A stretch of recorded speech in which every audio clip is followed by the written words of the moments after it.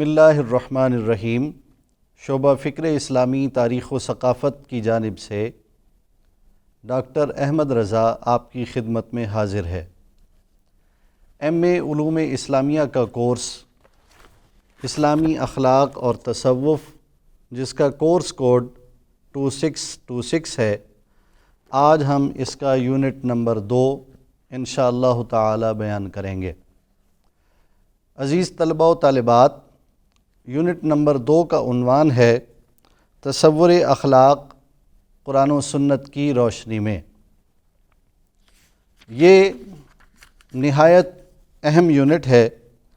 اور اس یونٹ کے بنیادی نکات میں تصور اخلاق قرآن و سنت کی روشنی میں تزکیہ کا اسلامی تصور، انبیاء کرام کے ذریعے اخلاق کی تعمیر، نبی کریم صلی اللہ علیہ وآلہ وسلم کی ولادت باسعادت، نبی کریم صلی اللہ علیہ وآلہ وسلم کی بعثت کے مقاصد، نبی کریم صلی اللہ علیہ وآلہ وسلم کے ذریعے تعمیر اخلاق اور اسلامی اخلاق کے تصورات ہیں۔ عزیز طلباء و طالبات، قرآن و سنت کی روشنی میں اخلاق کا تصور۔ قرآن اللہ تبارک و تعالیٰ کی لا ریب کتاب ہے اور آخری کتاب ہے، اور یہ کتاب اللہ تبارک و تعالیٰ نے اپنے پیارے نبی اور خاتم النبیین حضرت محمد مصطفیٰ صلی اللہ تعالیٰ علیہ وآلہ وسلم پر نازل فرمائی ہے۔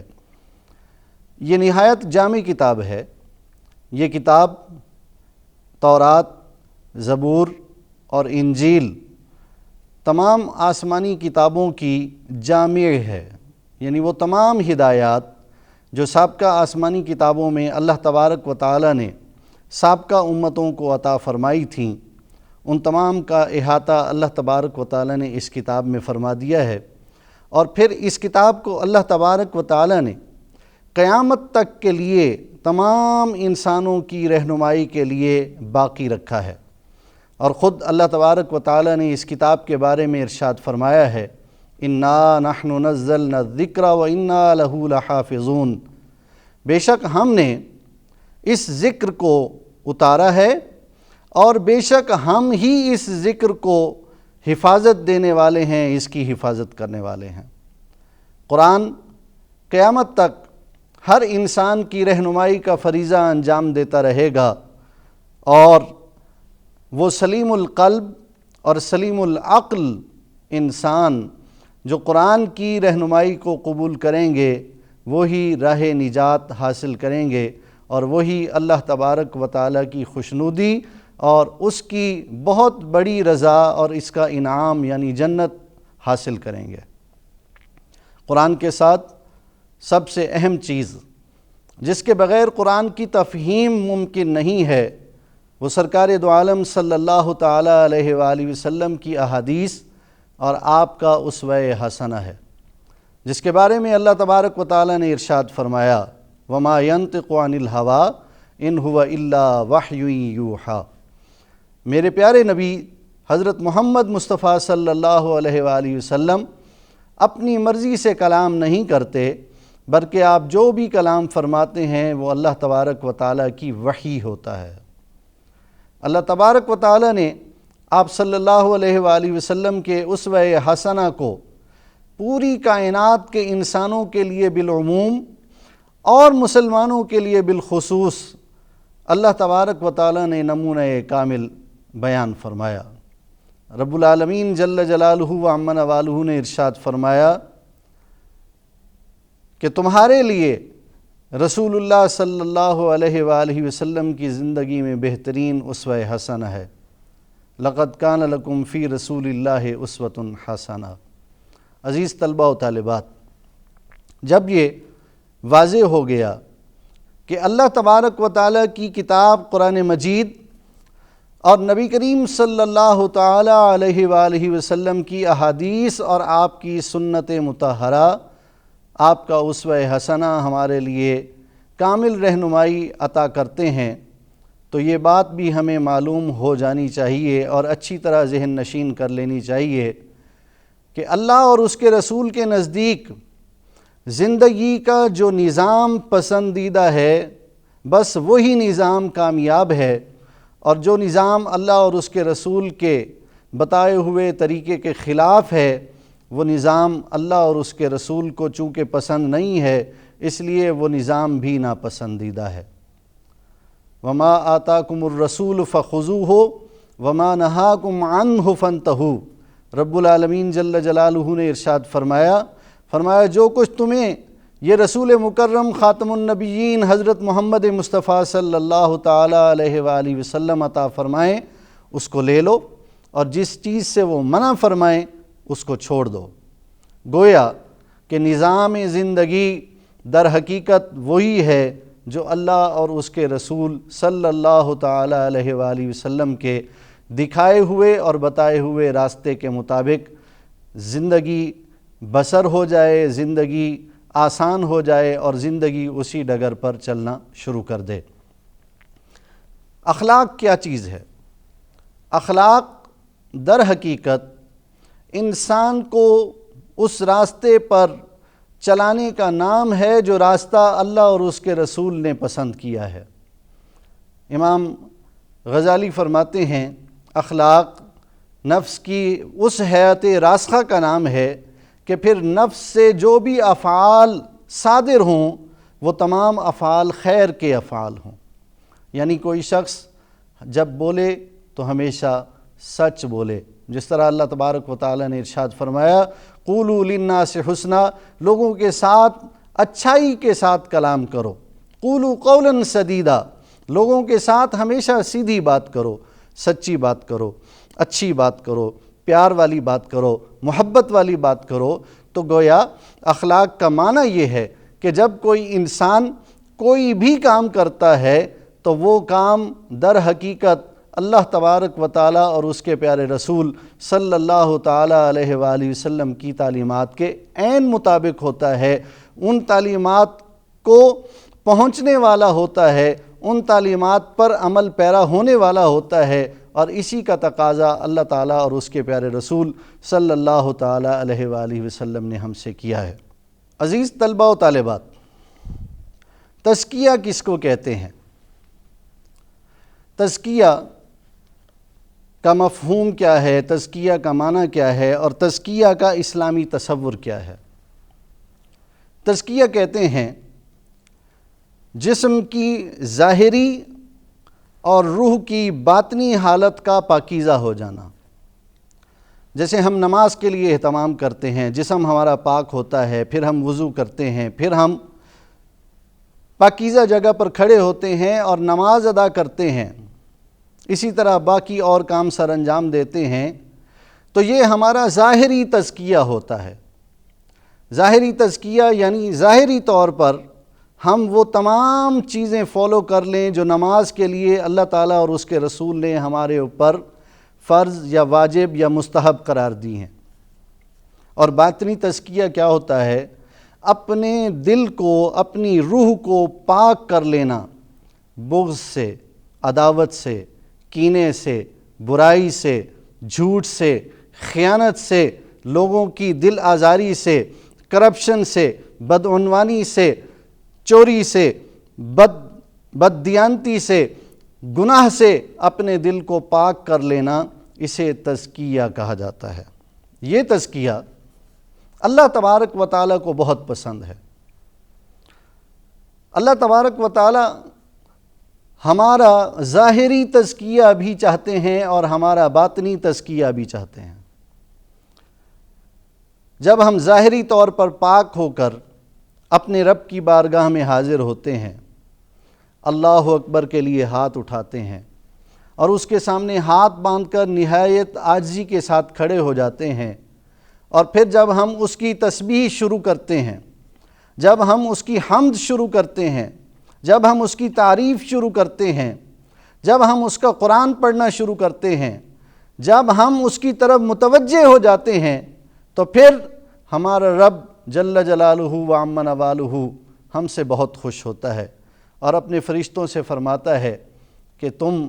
اس انسان کی تخلیق کے اوپر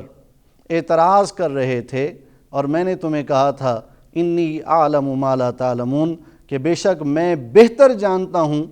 تم سے جو کہ تم نہیں جانتے۔ یہ انسان ظاہری تزکیہ جب اختیار کرتا ہے، یہ انسان جب اللہ تبارک و تعالیٰ کے لیے اپنے آپ کو ظاہری طور پر پاک کرتا ہے، اپنے آپ کی ظاہری طہارت لے کر آتا ہے،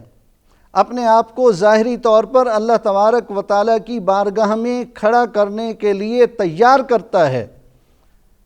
اور اللہ کی بارگاہ میں سر بسجود ہونے کے لیے تمام ظاہری اسباب کو پاک کر لیتا ہے، تو اللہ تبارک و تعالیٰ اس سے خوش ہوتا ہے۔ اور جب وہ اپنے دل کو پاک کر لیتا ہے، جب وہ اپنے دل کو اچھا کر لیتا ہے، جب وہ اپنے دل کو اللہ کے لیے خاص کر لیتا ہے، جب وہ اپنے دل کو دنیا کی تمام کدورتوں سے دور کر دیتا ہے، تو پھر اللہ تبارک و تعالیٰ اس سے اور کتنا خوش ہوتے ہوں گے۔ نبی کریم صلی اللہ علیہ وآلہ وسلم کی حدیث پاک ہے، صحیح ستہ کے اندر حدیث یہ بیان ہوئی ہے۔ آپ صلی اللہ علیہ وآلہ وسلم نے صحابہ سے فرمایا، سن لو کہ دل کے بارے میں ارشاد فرمایا کہ جسم کے اندر ایک گوشت کا ٹکڑا ہے، جب وہ ٹھیک ہوتا ہے تو پورا جسم ٹھیک ہوتا ہے، اور جب وہ خراب ہوتا ہے تو پورا جسم خراب ہوتا ہے۔ اور وہ جو گوشت کا ایک چھوٹا سا ٹکڑا ہے وہ کیا ہے؟ فرمایا وہ دل ہے۔ جب یہ دل پاک ہو جاتا ہے، جب یہ دل کدورتوں سے پاک ہو جاتا ہے، گناہوں کی سوچ سے، گناہوں کے طرز عمل سے پاک ہو جاتا ہے، جب یہ دل اللہ کے لیے خالص ہو جاتا ہے، تو اللہ تبارک و تعالیٰ ایسے لوگوں کے لیے قرآن میں دو طرح کی اصطلاحات بیان فرماتے ہیں۔ ایک ان کے لیے لفظ مخلصین استعمال فرماتے ہیں، اور دوسرا ان کے لیے لفظ مخلصین استعمال فرماتے ہیں۔ اللہ تبارک و تعالیٰ اپنے بندوں کو اس تزکیے کی وجہ سے نوازتے ہیں، اور انہیں بہترین مقامات پر اللہ تبارک و تعالیٰ سرفراز فرما دیتے ہیں۔ اسی لیے اللہ تبارک و تعالیٰ نے قرآن مجید میں ارشاد فرمایا، قد افلح من تزکا، یقیناً وہ شخص فلاح پا گیا جس نے اپنے ظاہر اور اپنے باطن دونوں کو پاکیزہ کر لیا۔ اور جب کوئی اپنے ظاہر اور اپنے باطن دونوں کو پاکیزہ کر لیتا ہے تو پھر اللہ تبارک و تعالیٰ اس کو کیا انعام عطا فرماتے ہیں؟ فرمایا، جنات عدن تجری من تحتها الانہار خالدین فیہا وذالک جزاء من تزکا۔ فرمایا ان لوگوں کے لیے عدن کے باغات ہیں، اور ان باغات کے اندر نہریں چل رہی ہیں، اور وہ ہمیشہ ہمیشہ ان باغات کے اندر رہیں گے، اور یہ جزا ہے ان لوگوں کی کہ جو اپنے آپ کو ظاہری طور پر اور باطنی طور پر پاکیزہ کر لیتے ہیں۔ عزیز طلبہ و طالبات، انسان کے لیے ظاہری اور باطنی پاکیزگی بہت ضروری ہے۔ ایک طرف اس کے لیے کفر اور شرک سے پاکیزگی ضروری ہے، اور وہ پاکیزگی حاصل ہوتی ہے ایمان کی دولت سے، یعنی اللہ تبارک و تعالیٰ کو وحدہ لا شریک ماننا، اور اس کے پیارے نبی حضرت محمد مصطفیٰ صلی اللہ علیہ وآلہ وسلم کو خاتم النبیین تسلیم کرنا، اور مرنے پر ایمان رکھنا، اور مرنے کے بعد قیامت کے لیے کھڑا ہونے پر، اٹھائے جانے پر ایمان رکھنا، حساب و کتاب پر ایمان رکھنا، اور جنت اور دوزخ پر ایمان رکھنا۔ دوسری پاکیزگی انسان کے لیے وہ اندرونی پاکیزگی ہوتی ہے، جس کو ہم دل کی پاکیزگی کہتے ہیں۔ حضرت جابر بن عبداللہ رضی اللہ تعالی عنہما سے روایت ہے، نبی کریم صلی اللہ علیہ وآلہ وسلم نے یہ آیت تلاوت فرمائی، قد افلح من تزکا، اور فرمایا جو شخص اللہ تعالیٰ کے وحدہ لا شریک ہونے کی گواہی دے اور اس کے سوا کسی کی عبادت نہ کرے، اور فرمایا کہ میری رسالت کی گواہی دے کہ میں اللہ کا رسول ہوں، خاتم النبیین ہوں، اور 5 وقت کی نماز کی پابندی کرے اور اس کا پورا اہتمام کرے، تو فرمایا وہ شخص فلاح بھی پا گیا اور وہ شخص پاکیزہ بھی ہو گیا۔ گویا کہ تزکیہ کا تعلق ایمان باللہ سے ہے، ایمان بالرسول سے ہے، اور تزکیہ کا تعلق اللہ تبارک و تعالیٰ کی عبادت سے ہے، اور اللہ تبارک و تعالیٰ کی وہ عبادت جو ہمیں دن میں 5 مرتبہ کرنے کے لیے اللہ تبارک و تعالیٰ نے پابند کیا ہے اور ہمارے اوپر فرض کی ہے، وہ عبادت نماز ہے۔ تو گویا اللہ پر ایمان لانا، اللہ کے رسول پر ایمان لانا صلی اللہ علیہ وآلہ وسلم، اللہ تبارک و تعالیٰ کے سوا کسی کو مستحق عبادت نہ سمجھنا، اور اللہ تبارک و تعالیٰ کی رضا کے لیے اللہ کی بارگاہ میں نماز پڑھنا، اللہ تبارک و تعالیٰ کو پانے کے لیے نماز پڑھنا، جیسا کہ نبی کریم صلی اللہ علیہ وآلہ وسلم نے ارشاد فرمایا الصلاۃ معراج المؤمن، او کما قال النبی صلی اللہ علیہ وسلم، کہ نماز مومن کی معراج ہے۔ جس طرح نبی کریم علیہ السلام کو اللہ تبارک و تعالیٰ نے معراج عطا فرمائی، اللہ تبارک و تعالیٰ نے اپنا دیدار عطا فرمایا، اور کلام کا شرف اللہ تعالیٰ نے عطا فرمایا، اور نماز کے تحفے اللہ تعالیٰ نے عطا فرمائے، تو آپ صلی اللہ علیہ وآلہ وسلم کی معراج تو وہ تھی، لیکن مومن کی معراج، مسلمان کی معراج کیا ہے کہ وہ 5 وقت نماز ادا کرے۔ تو آپ صلی اللہ علیہ وآلہ وسلم فرماتے ہیں وہ فلاح بھی پا گیا اور اس نے تزکیہ بھی حاصل کر لیا، یعنی وہ پاک اور صاف ہو گیا۔ عزیز طلبہ و طالبات، ایک طرف تو وہ لوگ ہیں کہ جو تزکیہ حاصل کرتے ہیں، دنیاوی اور اخروی نجات کے لیے اپنے آپ کو پاک کرتے ہیں، کفر سے پاک کرتے ہیں، شرک سے پاک کرتے ہیں، معصیت سے پاک کرتے ہیں، نافرمانی سے پاک کرتے ہیں، اللہ تبارک و تعالیٰ نے اور اس کے پیارے رسول صلی اللہ علیہ وآلہ وسلم نے جو احکامات بیان فرمائے ہیں اس پر عمل کرتے ہیں۔ ان کی نجات اسی فلاح، اسی تزکیہ کے اندر ہوتی ہے، اور دوسرے وہ لوگ ہوتے ہیں جو کفر میں پڑے رہتے ہیں، جو شرک میں پڑے رہتے ہیں، جو گناہوں میں مبتلا رہتے ہیں، جو اللہ تعالیٰ کو ناراض کرتے ہیں، اللہ کے نبی صلی اللہ علیہ وآلہ وسلم کو ناراض کرتے ہیں، اللہ کی مخلوق انسانوں کو ناراض کرتے ہیں، ظلم و ستم کرتے ہیں۔ ایسے لوگوں کے لیے اللہ تعالیٰ ارشاد فرماتے ہیں قرآن مجید فرقان حمید میں، ان الذین یشترون بعہد اللہ وایمانہم ثمنا قلیلا اولئک لا خلاق لهم فی الآخرہ ولا یکلمہم اللہ ولا ینظر الیہم یوم القیامہ ولا یزکیہم وَلَهُمْ عَذَابٌ علیم۔ یہ سورہ آل عمران کی آیت نمبر 77۔ ارشاد فرمایا بے شک وہ لوگ جو اللہ کے عہد اور اپنی قسموں کو تھوڑی قیمت پر بیچ ڈالتے ہیں تو ان کے لیے آخرت میں کوئی حصہ نہیں ہے۔ اللہ قیامت کے روز نہ ان سے بات کرے گا، نہ ان کی طرف دیکھے گا، اور نہ ہی انہیں اللہ تعالیٰ پاک کرے گا، بلکہ ان کے لیے سخت دردناک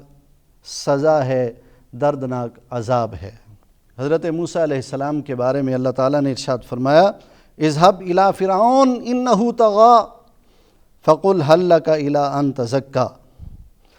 اللہ تعالیٰ نے فرمایا موسیٰ آپ فرعون کے پاس جائیے کہ وہ سرکش ہو گیا ہے، اور اسے فرمائیے کہ کیا تو تیار ہے کہ تجھے پاک کیا جائے، لیکن وہ تیار نہ ہوا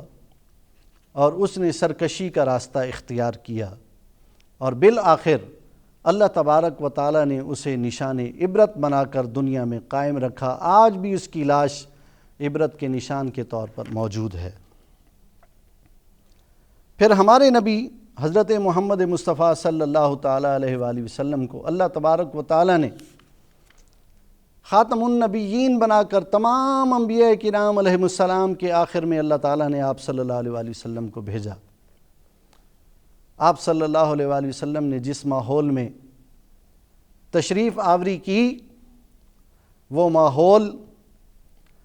نہایت دردناک ماحول تھا، نہایت بھیانک ماحول تھا۔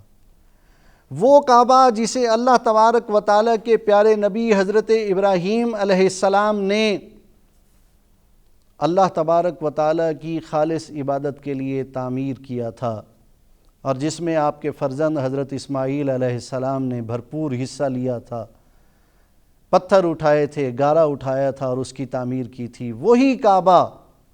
آپ صلی اللہ علیہ وآلہ وسلم کی تشریف آوری کے وقت 360 سے زائد بتوں سے بھرا پڑا تھا۔ وہ قوم جو لا الہ الا اللہ کی وارث تھی، وہ قوم 360 سے زیادہ بتوں کی پوجنے والی بن گئی۔ وہ جگہ جسے اللہ تبارک و تعالیٰ نے بقع مبارکہ کا بہترین عنوان عطا فرمایا تھا، وہ جگہ ظلم و ستم سے بھر گئی۔ وہاں سود عام ہو گیا، وہاں شرک عام ہو گیا، وہاں زنا عام ہو گیا، وہاں قتل عام ہو گیا۔ ہر وہ گناہ اور ہر وہ ظلم، ہر وہ زیادتی اور ہر وہ برائی جو دنیا کے کسی خطے میں پائی جا سکتی تھی، وہ وہاں پر پائی جانے لگی۔ لیکن اللہ تبارک و تعالی نے پھر بھی رحم فرمایا، اور خاتم النبیین حضرت محمد مصطفیٰ صلی اللہ تعالیٰ علیہ وآلہ وسلم کو اللہ تعالیٰ نے مبعوث فرمایا، اور فرمایا لقد من اللہ علی المؤمنین اذ بعث فیہم رسولا من انفسہم یتلو علیہم آیاتہ ویزکیہم وَيُعَلِّمُهُمُ الْكِتَابَ وَالْحِكْمَةَ وَإِنْ كَانُوا مِنْ قَبْلُ لَفِي ضَلَالٍ مُبِينٍ۔ سورہ آل عمران کی آیت نمبر 164 ہے۔ فرمایا اللہ تعالیٰ نے احسان فرمایا ایمان والوں پر کہ اللہ نے اپنا رسول، عظیم الشان رسول، انہی میں سے ان کے پاس مبعوث فرمایا جو ان پر قرآن کی آیات تلاوت کرتا ہے اور انہیں پاک کرتا ہے اور انہیں کتاب و حکمت کی تعلیم دیتا ہے، اور اس سے پہلے یعنی اس نبی کے آنے سے پہلے وہ ضرور گمراہی کے اندر مبتلا تھے۔ نبی کریم صلی اللہ علیہ وآلہ وسلم کے بعثت کے 3 مقاصد اس آیہ مبارکہ میں بیان کیے جا رہے ہیں۔ نمبر 1، یتلو علیہم آیاتہ، اللہ تعالیٰ کی آیات کو تلاوت کرنا، اس لیے کہ آیات اللہ نے نازل فرمائیں، اور اللہ نے فرمایا نبی ان لوگوں کے سامنے ان آیات کو پڑھ دیجئے۔ آپ الحمد سے لے کر والناس تک یہ پورا قرآن جو آپ پر رفتہ رفتہ ہم نے نازل کیا ہے، پڑھتے جائیے۔ یہ ہدایت ہے، یہ ہدایت للمتقین ہے، یہ ہدایت للمؤمنین ہے، یہ ہدایت للناس ہے۔ دوسرا، اے نبی آپ ان کو پاک کیجئے۔ جب آپ قرآن پڑھیں گے تو ان کے دل پاکیزہ ہوتے چلے جائیں گے، ان کے دلوں کا میل دور ہوتا جائے گا۔ کچھ شقی القلب بھی ہوں گے جو اپنے کانوں میں انگلیاں ٹھونس لیں گے، لیکن آپ نے اپنا کام جاری رکھنا ہے۔ جو سلیم القلب ہوں گے ان پر یہ قرآن اثر کرتا جائے گا، آپ کا وعظ اثر کرتا جائے گا، آپ کی نصیحت اثر کرتی جائے گی، اور وہ اللہ تبارک و تعالیٰ کی کلام کی طرف مائل ہوتے جائیں گے، راہ ہدایت کی طرف چلتے جائیں گے۔ یعنی آپ ان کو اللہ کا کلام سنا سنا کر اور آپ اپنے اسوہ حسنہ کو دکھا دکھا کر ان کو پاک کریں گے۔ اور تیسرا فرض، وَيُعَلِّمُهُمُ الْكِتَابَ وَالْحِكْمَةَ، آپ ان کو کتاب اور حکمت کی تعلیم عطا فرماتے جائیں، آپ انہیں قرآن پڑھنا سکھاتے جائیں، آپ انہیں قرآن پر عمل کرنا سکھاتے جائیں، آپ انہیں دانائی کی باتیں بتاتے جائیں اور دانائی کے راستے پر چلنا سکھاتے جائیں۔ اے نبی آپ یہ کام کرتے چلے جائیں، یہ کام آپ کے فرائض میں شامل ہے، اور جو ہدایت قبول کرے گا، جو فلاح قبول کرے گا، جو تزکیہ قبول کرے گا، وہ سیدھا اللہ تبارک و تعالیٰ کی جنتوں میں چلا جائے گا، اور جو تزکیہ قبول نہیں کرے گا وہ سیدھا اللہ تبارک و تعالیٰ کی بنائی ہوئی دوزخ میں چلا جائے گا اور ہمیشہ ہمیشہ کے لیے اس میں جلتا چلا جائے گا۔ پھر آپ صلی اللہ علیہ وآلہ وسلم نے کس طرح عرب کے اس معاشرے میں لوگوں کی تطہیر کی کس طرح ان کا تزکیہ کیا اور کس طرح ان کے اخلاق کو بہترین کیا،